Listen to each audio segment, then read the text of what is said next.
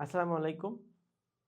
ইতিমধ্যে তোমরা যারা থাম্বনেইল এবং ক্যাপশন দেখে ভিডিওটাতে ক্লিক করেছো, জানো আজকে আমরা কি নিয়ে আলোচনা করব। আমি কোনো লাভ গুরু না বা নিজের পার্সোনাল কোনো এক্সপেরিয়েন্স নাই, বাট কোচ কখনো খেলে না, অন্যেরটা দেখে শিখে। তো আমি আমার লাইফে অনেক বন্ধু-বান্ধব, অনেক সিনিয়র, অনেক জুনিয়রকে দেখছি। স্পেশালি ভিডিওটা আমি করতেছি এই কারণে, আমার 24 ব্যাচের একটা স্টুডেন্ট ছিল, সে এসএসসিতে এইচএসসি দুটাতেই বোর্ডে প্লেস করছে। কিন্তু অ্যাডমিশন টেস্টে মেডিকেলে ফার্স্ট টাইমও হয় নাই, সেকেন্ড টাইমও হয় নাই, ইভেন কোনো ভার্সিটিতেও হয় নাই। জাস্ট প্রত্যেকবার প্রত্যেক অ্যাডমিশন পরীক্ষার আগে তার সাথে তার বন্ধুর ব্রেকআপ হয় এবং সে ওইটা নিয়ে এত বেশি কনসার্ন থাকে যে এক সপ্তাহ পড়তে পারে না। এভাবে সে দিনের পর দিন টাইম নষ্ট করছে। ফার্স্ট টাইমেও হয়েছে, সেটা সেকেন্ড টাইমও হয়েছে। তো এখন পর্যন্ত সে কোথাও চান্স পায় নাই। তো আজকে আমরা কথা বলবো এখানে কি কি সুবিধা আছে, কি কি অসুবিধা আছে এবং কার ক্ষেত্রে কোন ধরনের পদক্ষেপ নেওয়া উচিত। যেমন প্রথম কথা, প্রেমে কিন্তু কোনো সুবিধা নাই। তুমি যদি বলো যে না আমি হচ্ছে নোট শেয়ারিং করে পড়ি, একজন আরেকজনকে মোটিভেট করি, ভাই তোর বাবা মা, তোর ভাই বোন, আত্মীয় স্বজন, শিক্ষক সবাই মিলে মোটিভেট করতে পারতেছে না, তুই একটা মানুষ সে তোমাকে মোটিভেট করে রাখবে, এটা আসলে খুবই লেম একটা যুক্তি। এবং যারা বলে তারা আসলে প্রেম করার জন্য এমনিতে কথার কথা অজুহাত দেয়। সো মোটিভেটিং করা এটা কোনো বিষয় না, এক্সকিউজ হতে পারে না। সেকেন্ড কথা, এখানে তোমরা নোট শেয়ারিং করো, একজনকে হেল্প করো, কেন ভাই পৃথিবীতে কি ছেলে বন্ধুর মানে ছেলেদের ছেলে বন্ধু বা মেয়েদের মেয়ে বান্ধবীর অভাব পড়ছে যে আরেকজনের কাছে সাথে প্রেম করে তারপর হচ্ছে নোট শেয়ারিং করতে হবে? গ্রুপ স্টাডি করো, বিভিন্ন এডুকেশনাল গ্রুপ আছে সেগুলোতে অ্যাড হও, তাহলেই তো হয়ে যায়। এখন অনেক অনেক কন্টেন্ট ফ্রিতে অ্যাভেলেবল আছে। তো একজন আরেকজনের নোট শেয়ার করতে হবে ইত্যাদি ইত্যাদি কোনো অজুহাত দিয়ে আসলে এটাকে তুমি জাস্টিফাই করতে পারো না। সোজা কথা হচ্ছে এখানে আমরা কেউ সুবিধার কথা চিন্তা করে যে এমন কোনো মানুষ নাই যে চিন্তা করে যে না আমার পড়াশোনার সুবিধা হবে তাই প্রেম করতেছে, ওটা ভালো লাগে তাই হচ্ছে আহ, একটা অজুহাত দেওয়ার জন্য এই কথাটা বলে। সো ফার্স্ট অফ অল তোমার এখানে কোনো সুবিধা নাই। সেকেন্ড কথা, তুমি একটা এট এ টাইম দুইটা জিনিসের ক্ষেত্রে ফোকাস দিতে পারবে না। আমরা সবসময় বলি যে তুমি যখন দুই নৌকায় পা দিও না, এটা সিম্পল বাংলা কথা আছে, ডাক্তার ইঞ্জিনিয়ার একই দিক একসাথে হওয়া যাবে না। সো যে কোনো একটার দিকে সুইচ করা ভালো। এটা তো কাছাকাছি, অর্থাৎ মেডিকেলে হয়তো তুমি এটার জন্য একটু পড়তেছো, থিওরি পড়তেছো, আর ওটার সাথে আরেকটা জিনিস পড়তেছো, এখানে হচ্ছে ম্যাথমেটিক্যাল অ্যানালাইসিস করতেছো। কিন্তু পড়াশোনার প্রেম দুইটা একদম কমপ্লিটলি ডিফারেন্ট হয়। এবং তুমি হয়তো যে টাইমে তোমার বইটা নিয়ে চিন্তা ভাবনা করার কথা, সেই টাইমে তুমি তোমার বান্ধবী নিয়ে চিন্তা ভাবনা করতেছো। তো তোমার ফোকাসটা অনেক অনেক কমে যাবে, তোমার 100% এফিসিয়েন্সি তুমি দিতে পারবে না, এবং অ্যাকুরেসি কমে যাবে। সব কিছু মিলে তোমার যে এফোর্টটা দেওয়ার কথা, যেভাবে আমরা বলি যে না আমি আজকে পড়াশোনা করতে থাকবো আমার মৃত্যু হওয়ার আগ পর্যন্ত, মেটাফরিক্যালি, তো এরকম ভাবে তুমি কখনো বলতে পারবে না। তোমার একটু পরপরই মনে হবে না দেখি একটা মেসেজ আসছে নাকি, দেখি ও অ্যাক্টিভ নাকি। এভাবে যখন চিন্তা ভাবনা করবে রাতে 12টার সময় মনে হবে যে না অ্যাক্টিভ নাকি, জন্মদিনের সময় মনে হবে যে না ও আমাকে ফার্স্ট উইশ করবে কিনা। এরকম ভাবে চিন্তা ভাবনা যখন আসবে তখন তুমি পূর্ণাঙ্গ ফোকাসটা পড়াশোনায় দিতে পারবে না। তো এইচএসসি অ্যাডমিশন লাইফে এইটা অবশ্যই খুবই গুরুত্বপূর্ণ একটা বিষয়। তারপরে কথা, আমি জানি এই ভিডিওর কমেন্টে এসে অনেকে বলবে যে ভাই প্রেম করা তো এমনিতে হারাম, তাহলে এগুলা যুক্তি দেখায় লাভ কি? যে হারাম জানে সে এমনিতেই ওটা করবে না। কিন্তু হারাম জেনেও তো অনেক মানুষ অনেক কাজ করে না। অনেক মানুষ অনেক কাজ করে হারাম জেনে, অনেক ভালো কাজ জেনেও অনেক মানুষ অনেক কাজ করে না। তো এরা আসলে এখানে হালাল হারাম নিয়ে চিন্তা ভাবনা করে না দেখেই এরকম পথ বেছে নিছে। তো এটা একটা বিষয় যে তুমি হচ্ছে এখানে তোমার পরীক্ষার জন্য 100% অ্যাকুরেসি দিয়ে আসতে হবে। এই 100% অ্যাকুরেসি বা 100% যে এফোর্ট তুমি যতটুকু তুমি এফোর্ট দিছো, তুমি তোমার এফোর্টের সর্বোচ্চটুকু দিয়েও তুমি ম্যাক্সিমাম আউটপুট নাও পেতে পারো। হতে পারে পরীক্ষার হলে যেদিন গেছো ওই দিন হচ্ছে তুমি যে বাসে গেছিলা ওই বাস অ্যাক্সিডেন্ট করছে, ওই দিন পরীক্ষার দিন তুমি অসুস্থ হয়ে গেছো, তোমার জ্বর ছিল, ডায়রিয়া ছিল, কিছু না কিছু তো হইতে পারে, তোমার ফ্যামিলি কেউ অসুস্থ হইতে পারে। সো এক কথায় তোমার যদি রহমত না থাকে সৃষ্টিকর্তার, আল্লাহর, তাহলে তুমি কখনোই একটা ভালো রেজাল্ট নিয়ে আসতে পারবে না। তুমি যত বেশি এফোর্ট দাও না কেন, যতটাই দাও না কেন, তুমি 100% এফিসিয়েন্সি, 100% রেজাল্ট বা 100% আউটপুটটা পেতে পারবা না। সো যদি রহমত পাইতে হয় তাহলে এমন কিছু করতে হবে যে আমি নিজেকে হারাম থেকে প্রোটেক্ট করি। তো এটা একটা মেনে চলার মতো গুরুত্বপূর্ণ বিষয়। নেক্সট কথা হচ্ছে তোমার যথেষ্ট পরিমাণ এখানে সময় নষ্ট হবে, যে না দেখি আজকে আমাকে উইশ করে কিনা, আজকে হচ্ছে কি ডেইলির কি আপডেট আছে, আপডেটগুলো আমাকে দিচ্ছে কিনা, আর কখন খাইছে, কখন ঘুমাইছে, ঘুম থেকে কয়টায় উঠছে, ইত্যাদিতে জিনিস জানতে, জানতে তোমার সময় নষ্ট। এই সময়টা যদি তুমি পড়াশোনায় না দাও, তোমার এমনিতেই তো পড়াশোনা এমনিতে পিছায় আছো। তারপরে যদি আবার এটার জন্য সময় নষ্ট করে, তাহলে কিন্তু যথেষ্ট পরিমাণে পিছায় যাবা। আর আল্টিমেটলি তোমার নিজের টাইমটা নষ্ট হবে। দেখো, তুমি যদি চান্স না পাও ২ বছর পরে বা ১ বছর পরে, অ্যাডমিশন টাইমের পরে, হতে পারে তুমি একটু লোয়ার ভার্সিটিতে আসো, কোনো একটা না কম দামি ভার্সিটি। আর তোমার বান্ধবীরা হয়তো সাধারণত দেখা যায় যে ছেলেটা যদি নিচের ভার্সিটিতে থাকে আর মেয়েটা যদি উপরের কিছুতে থাকে, বুয়েটে আছে অথবা ডিএমসিতে আছে, ডিউতে আছে, তাহলে দেখা যাবে ওই মেয়েটা কিন্তু পাত্তা দিবে না।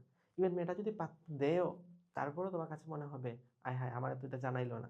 যদি আমি আজকে ডিএমসিতে থাকতাম বা আজকে যদি আমি বুয়েটে থাকতাম, আজকে যদি আমি ডিউতে থাকতাম, তাহলে হয়তো আমি এই আমাকে জানাইতো। অথবা আহ, সে হয়তো তার কোনো পড়াশোনার জন্য নোটের জন্য বড় ভাইকে নক দিছে। তো তোমার কিন্তু তোমার যেহেতু ফেসবুকের পাসওয়ার্ড তার জানা আছে, তুমি দেখবা যে সে হচ্ছে কথা বলতেছে, তখন কিন্তু তোমার গায়ে জ্বলবে।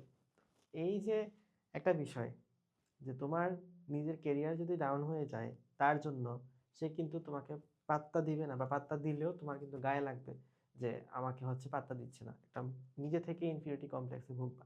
সো এইচএসসি এবং admission life very very important time. এই টাইমে টাইম নষ্ট করা একেবারেই উচিত না। নেক্সট কথা হচ্ছে, এতক্ষণ আমি কথা বলছি যে ভালো মেয়ে যাদের সাথে তুমি সম্পর্ক করতে পারতা, কিন্তু করতেছো না, কারণ হচ্ছে এইচএসসি অ্যাডমিশন টাইম খুবই ভাইটাল এবং টাইম, একটা টাইম, এবং নিজেকে হারাম থেকে প্রোটেক্ট করতে চাও সেটা। এমন কিছু মেয়ে আছে, এটা খুবই কম, তারপরেও কিন্তু আছে, যে তোমাকে হচ্ছে রাতে 12টার সময় বলতেছে না ঘুম পেয়ে গেছে, তারপর হচ্ছে আরো 5 জনকে মেসেজ দিয়ে বলতেছে যে না আমার ঘুম পাচ্ছে না। তো এরকম ভাবে তোমার কাছ থেকে হয়তো আজকে বলতেছে যে না কলেজে গেছে, ওই টাইমে হয়তো কাউকে নিয়ে রেস্টুরেন্টে গেছে। তো এরকম অনেক মেয়ে থাকে, যাদের ক্ষেত্রে তুমি দেখবা যে মানে তোমাকে আলটিমেটলি, তাকে তুমি তো পাচ্ছ নাই, বরং সে তোমার কাছ থেকে কাইন্ড অফ চাঁদাবাজি করতেছে। আজকে হচ্ছে টেডি ডে, আজকে হচ্ছে অমুক ডে তমুক ডে, আমাকে গিফট দাও, খাইতে নিয়ে যাও। দেখা যাবে অনেক চিকন চাকন মেয়ে, কিন্তু হচ্ছে অনেক বেশি খায়। এরকম অনেক কিছুই আছে। তুমি কিন্তু আলটিমেটলি তারেও পাচ্ছ না, কিন্তু তারে পাচ্ছ না তো পাচ্ছ নাই, অনেক কিছু লসও হচ্ছে। নেক্সট কথা হচ্ছে, এখন অলরেডি যারা এঙ্গেজড আছো, অলরেডি এঙ্গেজড হয়ে গেছো, এখন যদি এরকম হয় যে না শুরু শুরু পর্যায়ে এখনো ওরকম ভাবে একজন আরেকজনের সাথে কমিটেড না, তাহলে ভাই এখনই বের হয়ে যাওয়া উচিত। এখনই বের হয়ে যাওয়া উচিত। তুমি যদি তাকে ভালো লাগে সমস্যা নেই, তো সে তো বিয়ে হয়ে যাচ্ছে না। তো নেক্সট 2 বছর পরে যখন অ্যাডমিশন টাইম শেষ হবে, কোনো একটা ভার্সিটি তুমি গেলা, যাওয়ার পরে তুমি ফ্যামিলি ভাবে কন্ট্যাক্ট করো, যাতে তুমি পরবর্তীতে ফার্দার ডিসকাশন করা যায় পারিবারিকভাবে। কিন্তু তুমি যদি অলরেডি কমিটেড থাকো, না অনেক দিন ধরে চলতেছে, অনেক দিন হয়ে গেছে, তাহলে ভাই সাদা পতাকা পতাকা টানায় রাখো। কারণ এই টাইমে ঝগড়া করা যাবে না। ঝগড়া করলে তুমি হয়তো 3-4 মাস দেখা যাবে পুরাতন যে স্মৃতিগুলো আছে স্মৃতিগুলো বারবার মনে পড়ে, তারপর হচ্ছে কি বলা যায়, লায়লা মজনু হয়ে যাবা। তো এরকম ভাবে করার দরকার নাই। তুমি জাস্ট ঝগড়া করবা না, একটু কম টাইম দিবা, কোয়ালিটি টাইম স্পেন্ড করবা, তাহলেই দেখা যাবে যে মোটামুটি কোনোভাবে একটু একটু করে আস্তে আস্তে যদি থাকতে পারো, এটাই এনাফ। সাদা পতাকা টাঙায় রাখো, ঝগড়া যেন না করতে হয়। সোজা কথা হচ্ছে, ছেলেদের ক্ষেত্রে এইসব প্রবলেম হতে পারে। কারণ আসি মেয়েদের ক্ষেত্রে কি কি প্রবলেম হতে পারে। দেখো, একটা প্রেম যখন শুরু হয় তখন মেয়েরা পাত্তা দেয় না, ছেলেরা অনেক বেশি পাত্তা দেয়, অনেক বেশি কথা বলতে চায়, এটা ট্রু। কিন্তু যখন একবার কমিটেড হয়ে যায়, তখন আস্তে আস্তে ছেলেরা পাত্তা কম দেওয়া শুরু করে, এবং মেয়েরা হচ্ছে সম্পর্কটা বাঁচিয়ে রাখার চেষ্টা করে। মানে প্রেমের শুরুটা করে হচ্ছে ছেলেরা, প্রেমের তারপর হচ্ছে কন্টিনিউ করে যায় মেয়েরা। এই যে তুমি এখন হয়তো মনে হচ্ছে যে এই ছেলেটা আমাকে এত পাত্তা দিচ্ছে, এত কেয়ার করতেছে, এই ছেলেই বিশ্বাস করো 6 মাস যদি সম্পর্ক থাকে, তাহলে কিন্তু তোমাকে পাত্তা দিবে না, পাত্তা কমায় ফেলবে। বা পাত্তা যদি সেম পরিমাণে দেয়ও, একই মানুষ যদি একই জিনিস বারবার বলে, মানে ভাষা তো আর প্রতিদিন চেঞ্জ করা যায় না, একই কথা যদি তোমাকে কয়েক মাস পর পর বলে, এটা আসলে ভালো লাগবে না। এই জন্য এখন হয়তো পাত্তা দিচ্ছে, পাত্তা দিলে একই জিনিস বারবার ভালো লাগে না। তো একটু নিজেকে সংবরণ করে রাখো, যেন যখন পারফেক্ট টাইম আসবে, ওই টাইমে সবচেয়ে বেশি এনজয় করতে পারো। নেক্সট কথা হচ্ছে, যেহেতু একটা মেয়ে, তার ক্ষেত্রে দেখা যায় খুবই কমন, তার বড় ভাই হয়তো পারে, কলেজের বড় ভাই অথবা ভার্সিটির বড় ভাই বা বান্ধবীর বড় ভাই, এভাবে হয়তো এমন কারোর সাথে পরিচয় করতেছে যে হয়তো তার এই যে সেম অথবা তার চেয়ে বেশি বয়সে।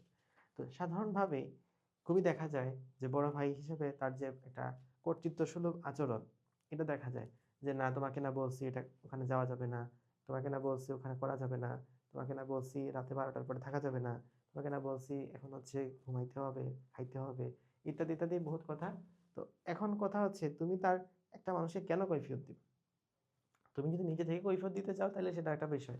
কিন্তু যখন কেউ জোর করে কৈফিয়ত নিতে চায়, তখন কিন্তু খুবই খারাপ লাগে। একটু কেমন জানি বন্দি, বন্দি জীবন লাগে। এই কাজটা এখানে কিন্তু তোমার একটা বিরক্তি লাগার সুযোগ আছে। নেক্সট কথা হচ্ছে যে অনেক ক্ষেত্রেই দেখা যায় আ সংখ্যাটা হয়তো কম, বেশিরভাগ ছেলেই ভালো। তারপর হচ্ছে এরকম কিন্তু একটা অনেক পার্সেন্টেজ আমার ছেলে আছে, যারা একজনের সাথে হয়তো বলতেছে যে, "না আমার এখন ভাল লাগতেছে না, এখন হচ্ছে ঘুমায়ে যাচ্ছি।" গিয়ে ওকে হচ্ছে গুড নাইট বলে আর ৫ জনের সাথে কথা বলা শুরু করে। তো এরকমভাবে তুমি তুমি কিন্তু একটা মানুষকে পাবা, ফেক মানুষকে, যে হয়তো তোমাকে এক কথা বলতেছে, আবার আরেকজন মানুষকেও সেম কথাই বলতেছে। তো এরকমভাবে তুমি তাকে তো পাচ্ছ নাই, তোমার সময় নষ্ট হচ্ছে, তোমার ফ্যামিলির কাছে তুমি মানে আস্তে, আস্তে নিজেকে কেমন জানি লাগে না? যে কখন কে জানি দেখে দেখে ফেলবে। এটা খুবই ইরেগুলার যে কোনো ফ্যামিলি এটা হচ্ছে জানে যে তার মেয়ে হচ্ছে প্রেম করে। তো এরকমভাবে যখন কেউ আউটসাইড থেকে কেউ আসে, তখন কিন্তু আস্তে, আস্তে কেমন জানি ভয়, ভয় লাগে যে না আমাকে কে জানি দেখে ফেলবে, দেখে ফেলবে। এরকম একটা মাইন্ডসেট মাথার মধ্যে আসে। তো এইটা যেন না আসে সেজন্য সবসময় একটু লুকায়, লুকায় থাকতে ইচ্ছা করে।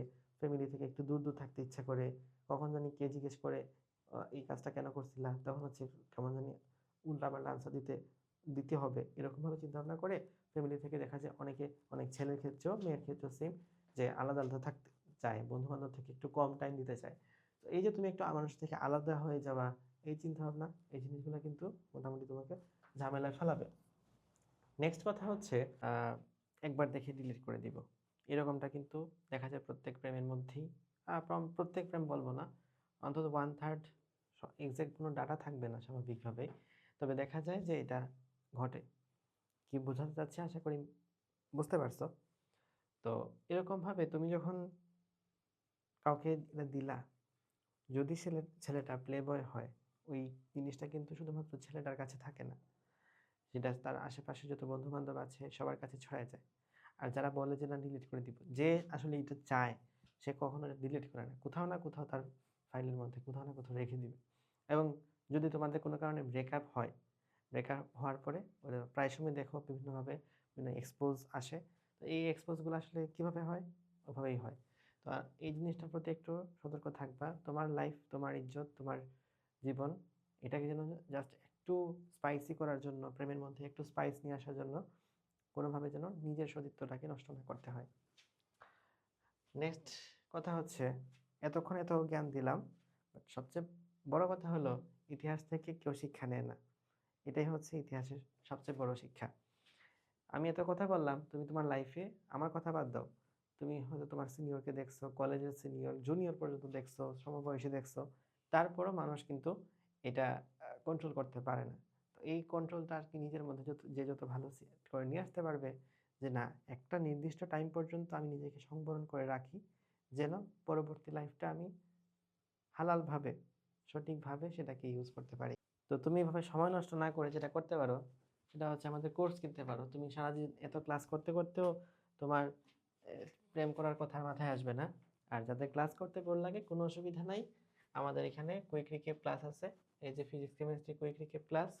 এখানে যদি অল্প সময়ে জাস্ট ১৫ মিনিটে একটা চ্যাপ্টার থেকে যা, যা লাগে সেটাও তুমি পাবা।